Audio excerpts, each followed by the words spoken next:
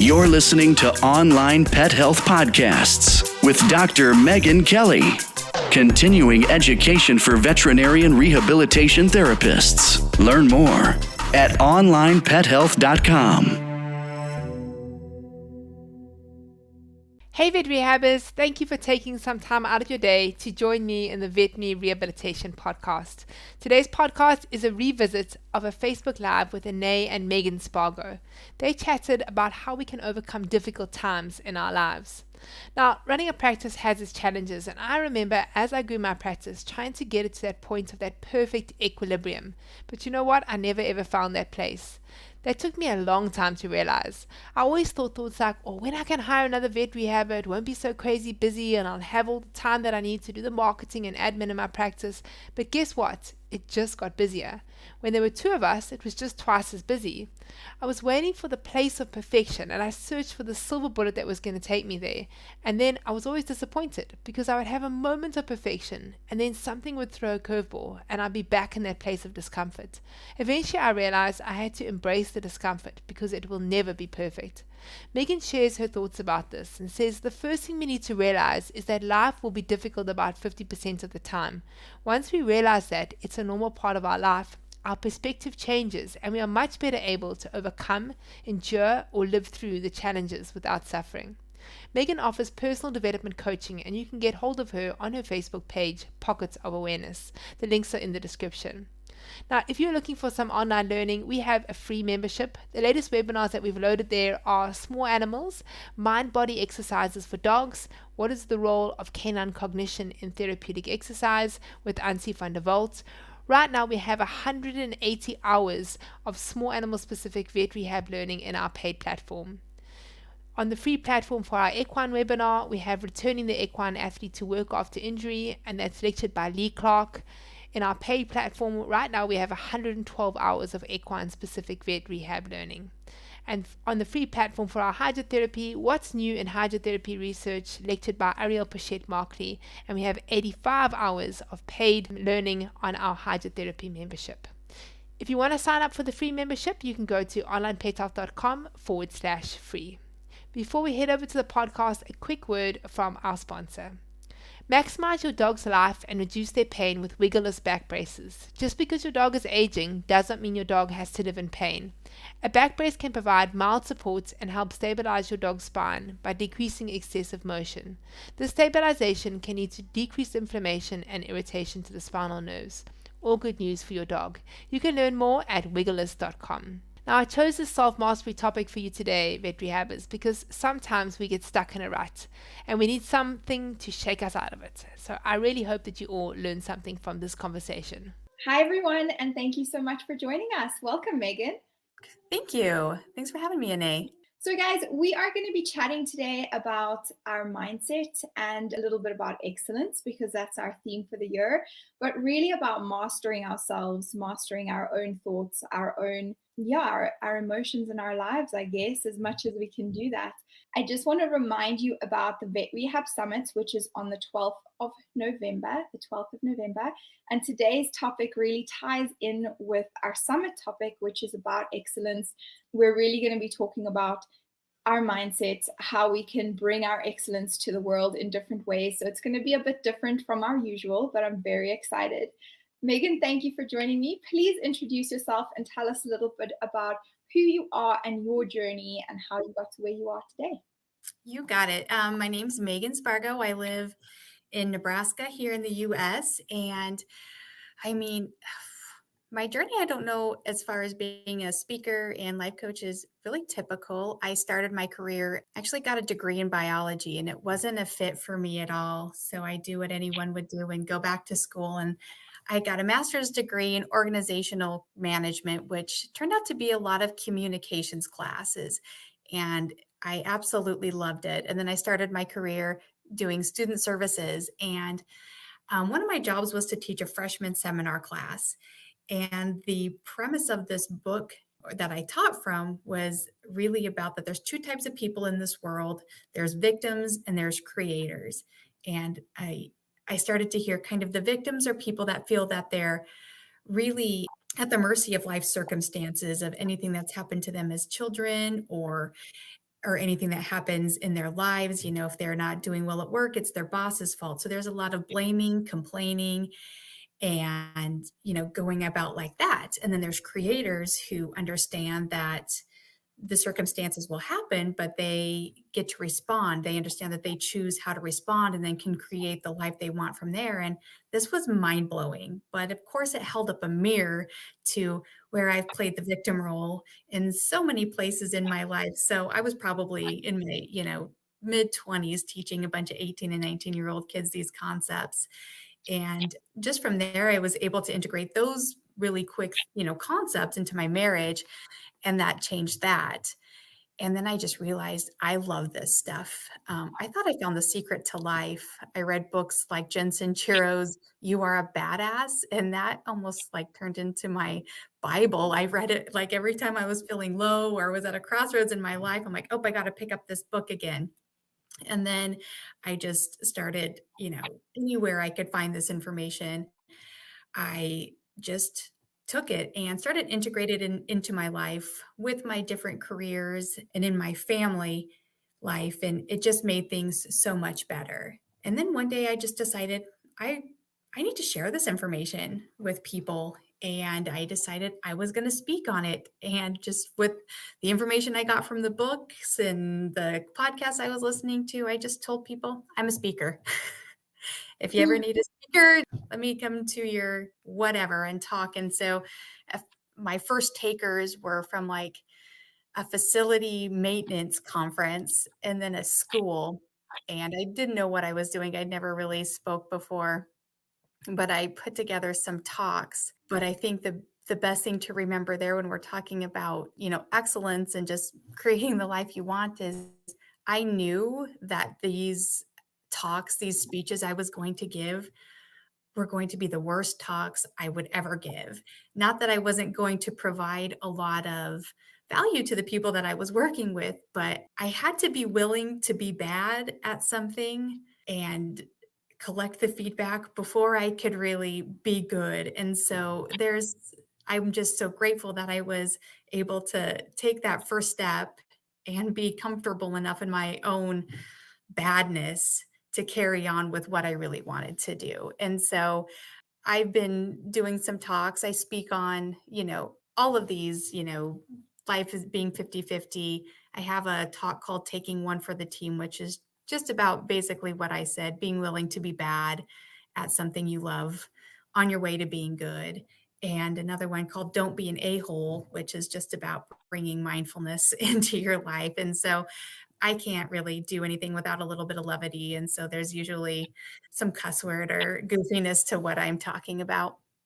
But that's kind of where I got to where I am today. And then in 2021, I probably had my most difficult and challenging year ever. And I was really able to, take the mindfulness concepts, these personal growth aspects, and integrate them into a different way. They used to be very inspiring and exciting, but then when life happened, my mom got sick and passed away at the same time. The organization I was working for came under fire, and just a lot of very public, like embarrassing things happened. But I had these concepts and these practices in my hip pocket that really helped me make it through in a peaceful and graceful way. Oh, you have said so many things now that I just have resonated with me and that I love. So I think I've been writing it down so I can go down the list. I think the first thing that you said that flagged me was the victim mentality and like walking that line between being a victim and being a creator. And I love that, but it's quite like putting yourself in a box, one or the other. Yeah. And life isn't always you're not necessarily in one box or the other. You can kind of fluctuate between them. And recently we had a webinar by Ansie van der Walt. She's one of our brilliant lecturers about catastrophizing clients. And she spoke about the line of responsibility, because the client can be below that line, but so can we. And so it was kind of like, if you find yourself complaining about the client and that they're not doing, the exercises, and they're not doing this and they're not that, they're just not coming to the party, they're just complaining, then you're going below that line, right? That line of responsibility, and you need to, rethink and come to the other side. Yes. And it's exactly that same thing. You're shifting the blame. Yeah, you need to take responsibility and look at it from a different perspective, and then you can pull the client with you Right. potentially. How I kind of got that. Yeah. Yes. Which I thought was very interesting. That's funny. One of the things I say is you spot it, you got it. And so sometimes that's just a a little nudge if you find yourself blaming and complaining. It's just almost a self-awareness tool where you could be like, oh, okay, I can Yeah. catch myself, and then be able to look at that person like, okay, what is it about them that's driving me crazy?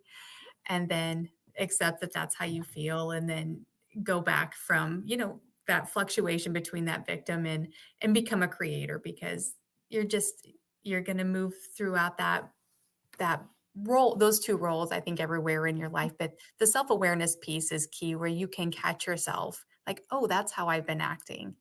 And so I think when I learned about that victim and creator, that was like a big, oh, that self-awareness where I could catch myself in that. I like that. You've got it. You've got it. The second thing you said in that introduction is that you have to be willing to be bad at something. And I think that is something that I'm still like wrapping my head around and trying to figure out for myself, because I mean, we are the professionals. We're supposed to know what we're doing. We're supposed to be good at our jobs. And then sometimes we just don't have the answers. We don't know what is happening, or we want to learn a new skill or expand our skill set. And unless we work through that initial phase of, I don't know what I'm doing and I'm not going to do a great job at it, and that's okay, we can't become good at it, because we need that experience and that learning curve to become good at something. So I think that's so important for us to remember. And I like to just tell myself to just be kind to myself. I can't always be good at everything, and it's okay if I'm doing my best. That's fine. And then Megan, the next thing that you said, you chatted about your journey of understanding mindfulness and how it helped you in certain scenarios, and then you had the worst year of your life. And I think there's often this kind of misconception, I want to say, that if we are practicing mindfulness, and if we have, we've taken control of our thinking and our thoughts, and then we've arrived, right? So now life is not going to be difficult anymore. And now things are going to go our way. And now we can create the life that we want. And it's almost like, and I'm talking out of my own experience, it's almost like we set this bar and we say, when I can control this and this in my thinking and my emotions, then life will be easy. Then I will achieve XYZ, which is just another level of like, not being there yet. But I'd love if you could speak about that a little bit, and that kind of trap that we fall into. Absolutely. And, I think we were talking before this broadcast, like the thought that I'll offer that truly set me free was that life is just supposed to be 50-50. It's supposed to be hard 50% of the time.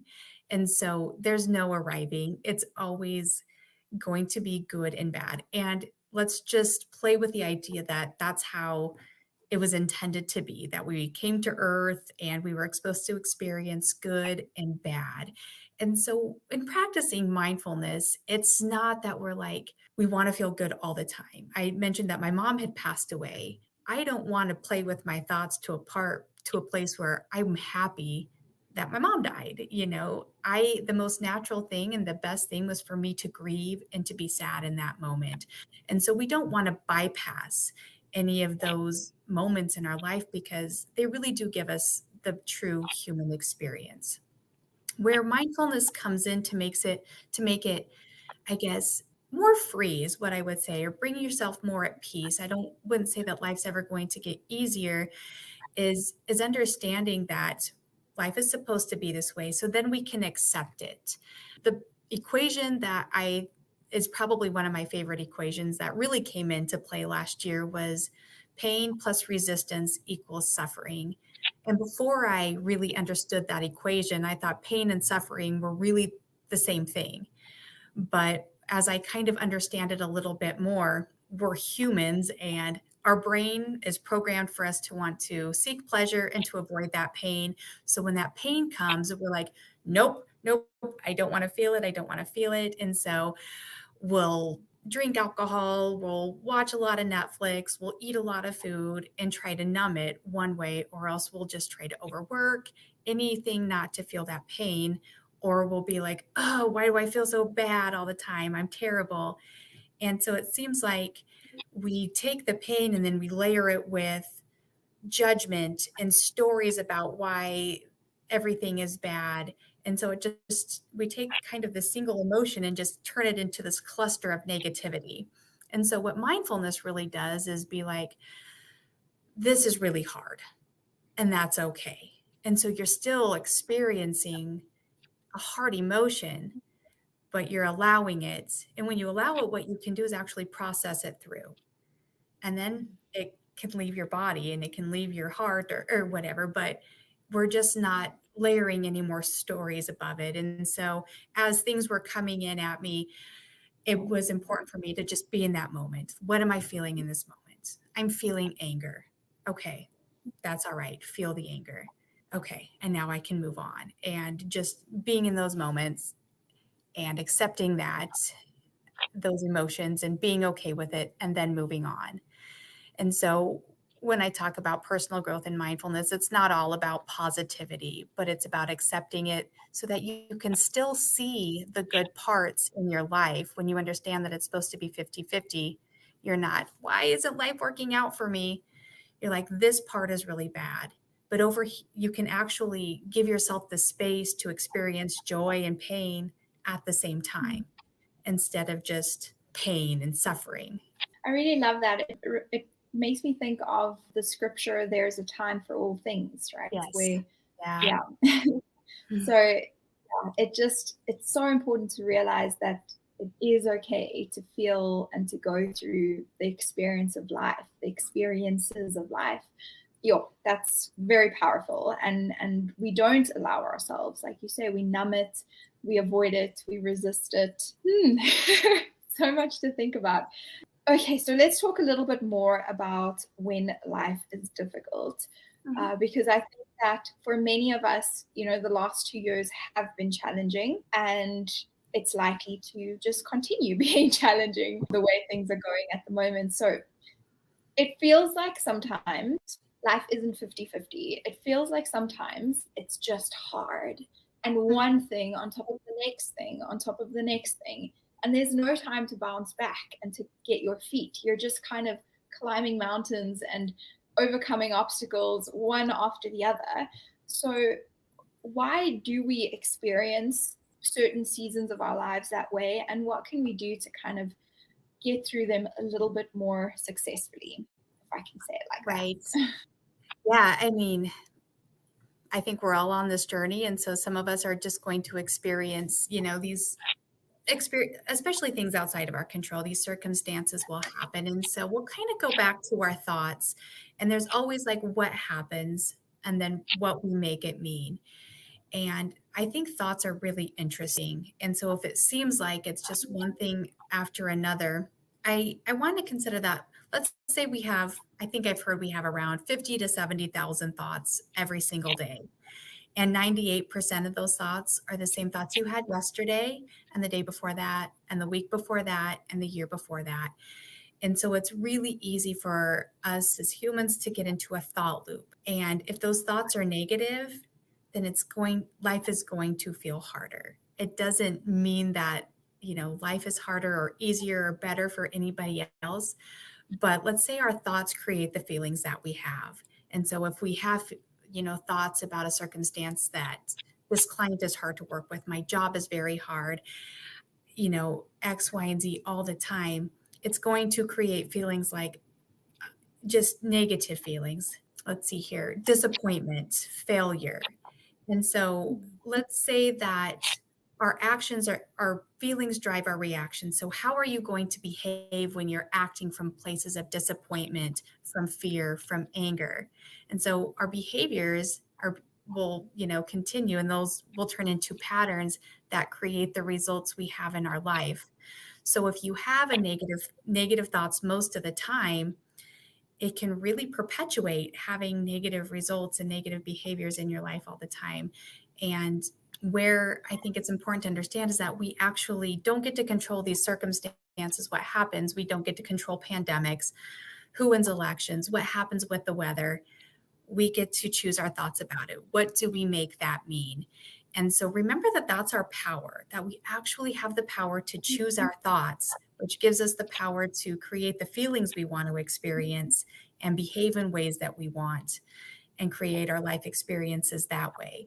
And so if it's one thing after another circumstance wise, what I would suggest is really become clear on the thoughts we're having about what's happening in our life. You can take one circumstance and just, I'm a journaler. I like to write things out. I like to get things out of my head and onto paper so that I can see exactly what's happening. So I can see what's happening in my mind and kind of go through, because a lot of times we also think our thoughts are complete truth with a capital T.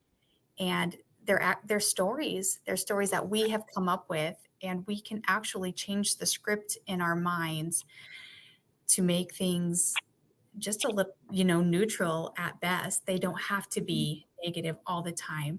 But that self-awareness piece of becoming really clear on what your thoughts are about that. And then you get to decide, like, do I want to think this way about that? Is there another story, or is there another meaning I can make out of this situation? And then kind of go from there. Okay, so thoughts lead to emotions, lead to actions, and we get into like a habit or a loop with our thoughts. Yes. And then with our actions, and then we kind of just, our circumstances continue to loop around and around. I love that you said you like journaling. I feel like all the mindset people I speak to are journalists. I'm not. You're not. My friend, she's a therapist, and she's like, I hate journaling. I'm like, that's probably good. I'm sure there's another way. She probably is a good talker if she can get those out. Or you can talk to a therapist or a coach who can be like, okay, remember that's a thought, and help you kind of see where you're coming from. Cool. I like that. I love the idea of like putting on different lenses. Someone said that to me before, I love and it. it really resonated, because this story, telling yourself a story, you kind of feel like, well, am I lying to myself? Because it is your perceived truth. Right. So if you say, like, putting on different glasses or different lenses, and can I see things from, with a different tint or filter or whatever, that makes a little bit more sense, right? To my mind. I think I'm more visually orientated. Yeah. So I want to see what is my different perspective. And also the idea that it's not good or bad what I'm thinking and what I'm feeling. And you mentioned that as well earlier, kind of just acknowledging and accepting what you're feeling. It's not that, and that's another thing, when we start to try and be mindful and be aware of what we're thinking, you do feel like, okay, well, I need to control my thoughts so that I'm looking at everything positively, and I'm telling the story that is a good story, and I'm trying to find the wins in all the situations. But if you're feeling angry or frustrated or whatever, you can and should feel that. It's just about not getting stuck there. And it's when we tell ourselves that this is bad, I should not feel this way, that's when you get stuck there, right? Yes, because that's resistance. Yes. You focus your energy on then that's where you get stuck. So acknowledge and then move to the next thing. Right? Yeah. And when we're talking about mindfulness, we have the what is mindfulness. And the first part of that is really observing. All of a sudden, you're not your thoughts. You're just kind of giving yourself some space where you can look at what your thoughts are from a very objective position. So I think a lot of you guys are clinical. You can just looking at, an animal that you're helping, you're just observing, you're seeing what's happening there. So you're giving yourself the space. All of a sudden, you're not your thoughts anymore. So it's easier not to drown in these really tough feelings. And then as you're observing, now you can start describing, and you're doing this with absolutely no judgment. It's, I'm really angry. That's That's interesting. Okay, what else? I'm sad. I'm, whatever. And as you start naming what it is you're feeling or what it is that you're thinking, it actually starts taking the power away from these really difficult emotions. But it just gives yourself that space, and that's kind of the magic of it. And so, there's observing, describing, and then participating. And so like all of this you're doing in this one moment. So we're not jumping ahead kind of in that anxious places where you're worrying ahead of time. We're just right here in this moment, able to give ourselves some space from, and that's how it feels to me, where I'm just like one thing after another. I just feel like I'm drowning in negativity. Like, okay, give me some space. And then I can kind of see what's happening. And then I can choose to put on different lenses, choose like, how do I actually want to feel right now? Sometimes you might just want to feel angry. Like, yeah, that's that. This feels right in this moment, and feel it. And then it's just less on you. And so we're doing that without judgment. You're doing one thing at a time, and we're doing what's effective instead of what we think needs to be done. So many times we just kind of want to push ahead with action, or maybe we want to get revenge on somebody, but we're just going to do one thing in this moment. Okay, I want to re-choose what I'm thinking right there. And that's really kind of mindfulness. And, a big part of mindfulness for me also that I think would be helpful when we're talking about excellence is that self-love portion. Mindfulness really equals awareness with loving kindness. So you're becoming very aware with what you're feeling, about what you're thinking, and you're meeting that with loving kindness. Like, yeah. And then you're not judging yourself, because when you judge yourself, you end up projecting that on everybody else. So now you're judging other people too. And if we take that judgment out of the equation, there is so much bandwidth left in our minds to do more things that we like, be more creative, whatever that might be. Okay, I really love that. So you mentioned kind of action, and we spoke about how we can kind of jump into action. And I would love to know, are there ways, especially in the beginning when we're kind of starting to learn about mindfulness, can action help us to more positively change our mindset or our thought process, or kind of reset our thought process? I'm thinking in terms of like, if I get really frustrated, then I just quit everything I'm doing and go for a walk and use that as my kind of reset. Or I do a short yoga session or something along those lines, which involves movement, but also involves me like removing myself from whatever situation might have triggered that thought or frustration or anger or whatever it might be. So is there a way, can we, what role does action play in our mindfulness journey? What I hear you're saying is a really good, as a good thought, because it's with the action that you're taking when you're very frustrated, you're taking a break and you're doing something else and moving your body. And so you're not taking action towards whatever it was you were doing out of frustration. You understand that you're feeling frustrated, you're giving yourself a reset. And I think that's a really good idea. I think when we're, let's say, going through some sort of a process that's kind of all connected together, you're, instead of taking action out of what we're doing, but taking action in there. So let me try and come up with a scenario. So I'll kind of go back to me being a public speaker, and I have a result that I want. So my result that I want is to be a really good public speaker at some point. But the action that I'm taking is just telling people I'm a public speaker before I've ever done it before. And so, and that's different than, kind of taking a break. I'm taking action towards a certain result. I think it's important for me to have my mind right before I take an action towards a process that I'm going for. I think losing weight might be a good example. So let's say I want to lose 30 pounds, and the jumping into action there might be like, okay, I'm going to exercise every day for an hour, which might be good. But if I haven't got my thoughts about losing this weight really clear and together, and my feelings about it in a good spot, that action is not going to last.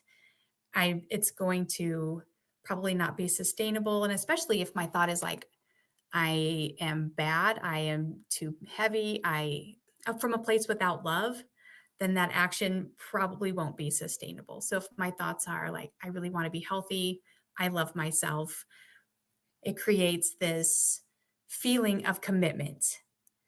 And that commitment will drive an action of, okay, I'm going to exercise for an hour because I care about myself and this is my desired result. And so I think when we're kind of talking about our thoughts and feelings and a desired result, your action is very important to get to there, and not coming from a place of I'm doing it bad or I'm a bad person, so I need to exercise for an hour. I think getting your thoughts about the action is really important. But I also think there's some value to that's kind of inside out, kind of having an outside in perspective, especially when we're talking about confidence. I know that's been a pain point for your audience. And in this place, I really think action is important, but definitely like get your thoughts in a very clear place.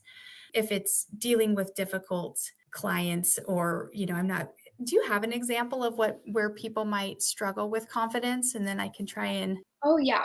Okay. So I think one of the biggest challenges for us in terms of confidence would be in our multidisciplinary team relationships. Okay. So if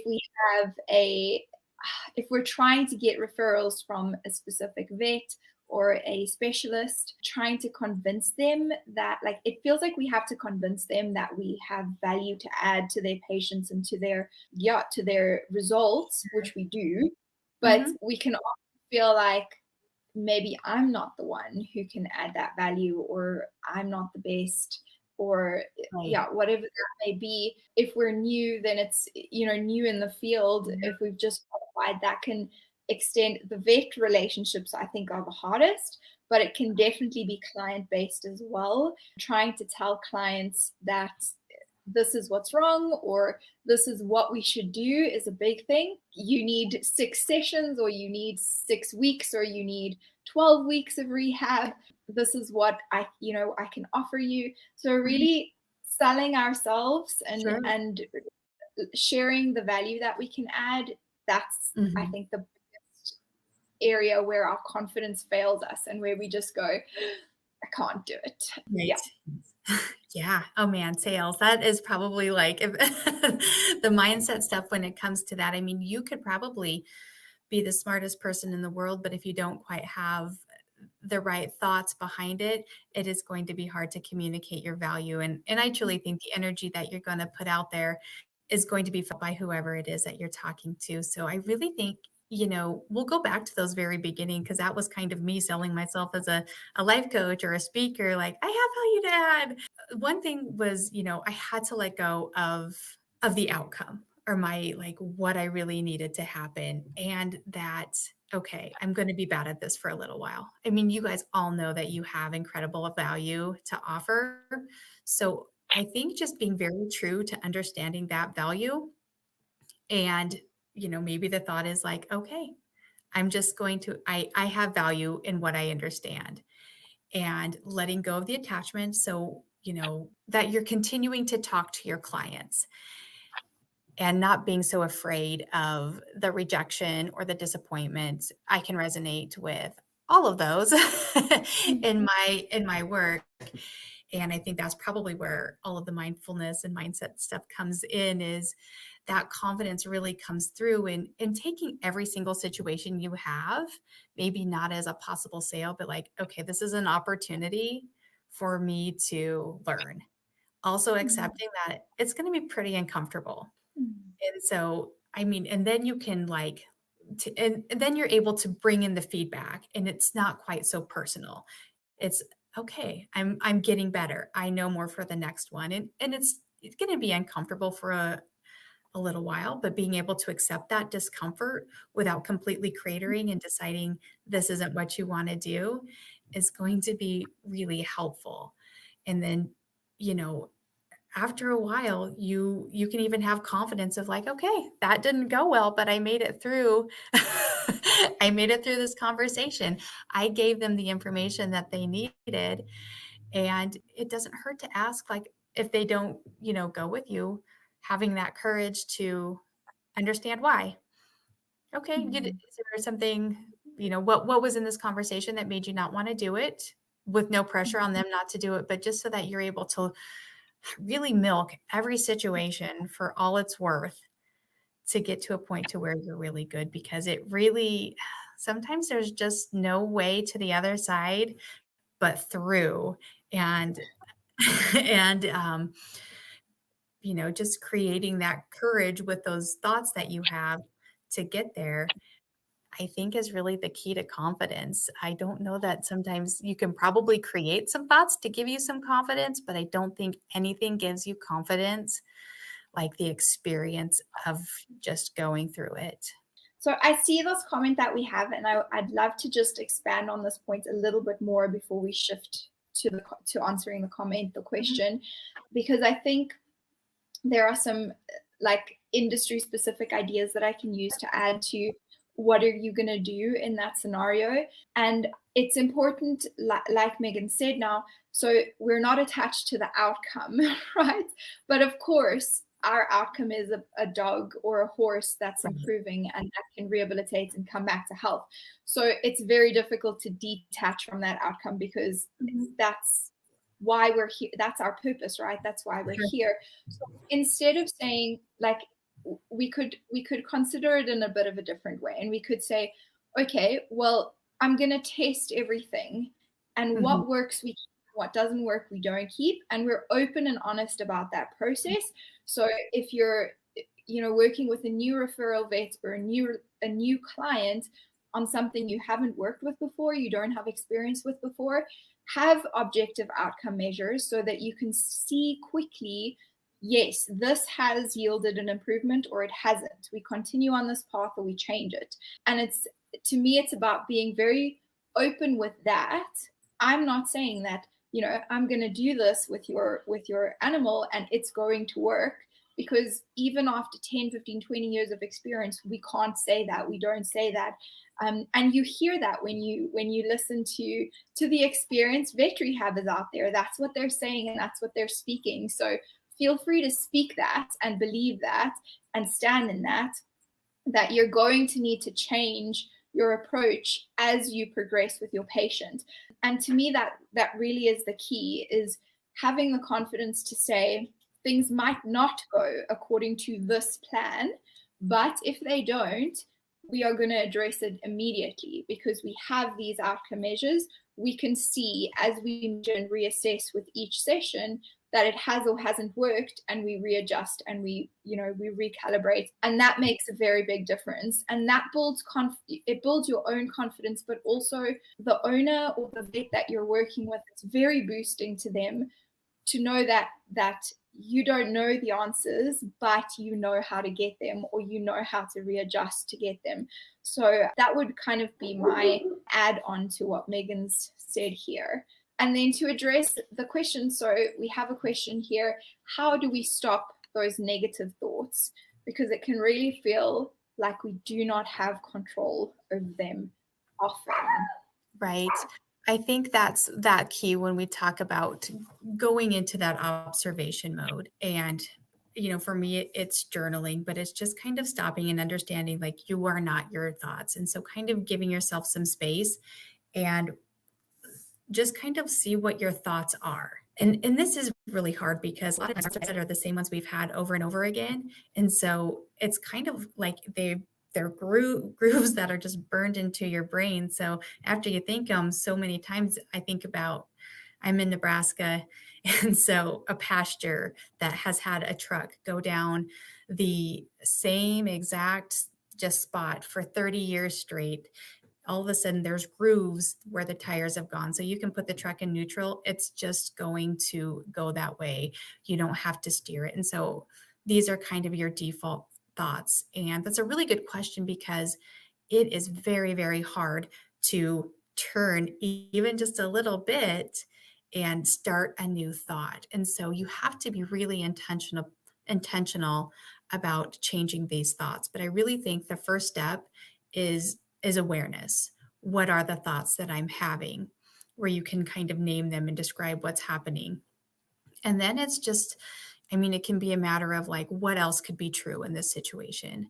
You know, it's not really easy. So I would take one particular circumstance or a thought about a specific place in your life rather than all the thoughts everywhere, just to kind of keep it really clear.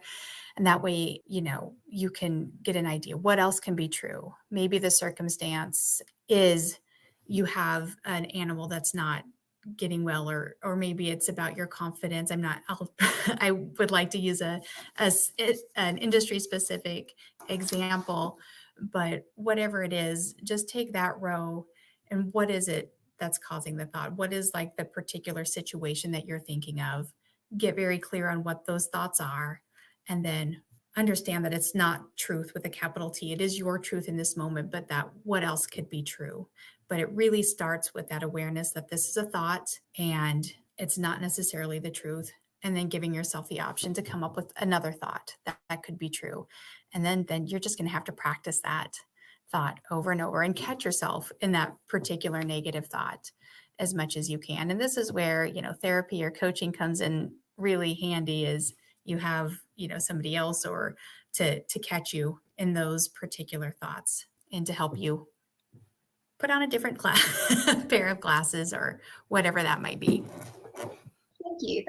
That was very helpful. So I think there's just one other area that I'd like to chat about or discuss before we end off for today. And that is, if life is supposed to be hard about 50% of the time, and we're working towards a goal.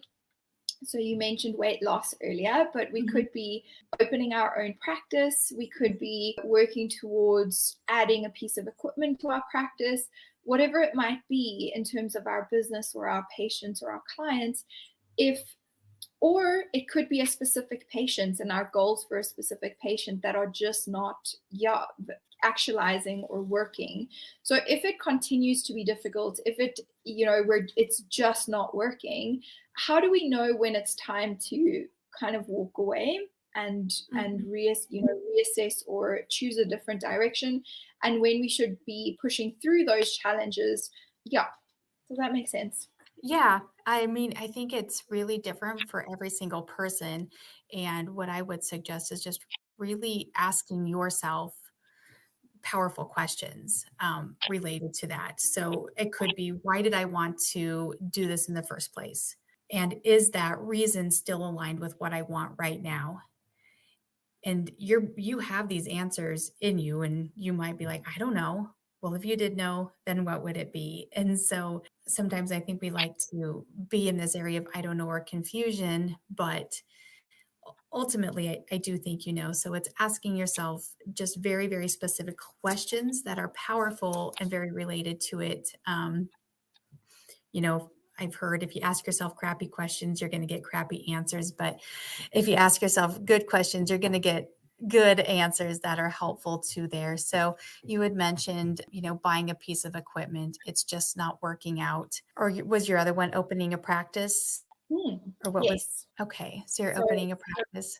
Like growing your business or expanding or starting your own business, whatever kind of business orientated goals you might have. Yeah, I think it just kind of comes down to really understanding why you wanted to do that in the first place and your why. And then also, what is your reason for wanting to cut your losses? Really look at like, what are those feelings? Are they coming out of fear? Are they coming out of disappointment? Is there a different result that is better? And do you want that because you're settling, or do you want that because that's more aligned? I mean, it really just kind of depends. Are you sticking this out because it's somebody else's goal for you? It'll come down to everybody's personal situations, but asking those questions to yourself or having somebody else ask you, I think would be the best thing that I could tell anybody, just because it's such a person specific question. I really like that, because that's what I do. So, I ask myself the question and then I don't know the answer. But if Mhm. you did know, what would the answer be? I'm gonna do that next time. If you did know, what would it be? Yeah, I've been coached a lot, so I know these these tricks. Your mind. I know how my mind works. Yeah, I really love that. I'm definitely going to use that one. If I did know what the answer was, what would it be? I'm going to use Yeah. that. Megan, thank you so much for joining us and sharing your knowledge and experience on this subject. It's been very interesting and to me very helpful. So I hope to our audience as well. I think this is a good spot to also mention that if you are struggling with specific things in your practice, so potentially if you're struggling with your confidence or if you're struggling with your business, we do have mentorship opportunities which are open to all vet rehabbers. So they're not only a member's benefit. If you want to get involved in the mentorship, you can go into any of our Facebook groups, the equine vet rehabbers, small animal vet rehabbers, hydro vet rehabbers, business vet rehabbers. In the featured section, you'll see a post or notification about the mentorship. You follow the instructions there and you sign up and you get the mentorship that you need. We're here to walk together, to do this journey together as a community. And that's one of the ways that we help you do that. So reach out if you want to chat and join the mentorship program if you feel like that's going to help you. Thank you so much for your time, Megan. Thanks, everyone. Thank you, Anne. Thank you. If you enjoyed this podcast, please hit the subscribe button so you get notified every time I load a new podcast. I'm here every week talking to vet rehab therapists from all over the world about all things vet rehab. A big thanks to our sponsor, Wiggleless. Their sponsorship allows us to be able to give this podcast to you for free. So please go and check them out at wiggleless.com. Don't forget to also bookmark the next Vet Rehab Summit. It's on the Saturday, the 12th of November. I invite you to come and be a part of the world's largest online veterinary rehabilitation conference created specifically for you, the vet rehabber community. Onlinepethealth members get VIP complimentary access to the Vet Rehab Summit. For more information about continuing education for vet rehabbers, you can go to onlinepethealth.com.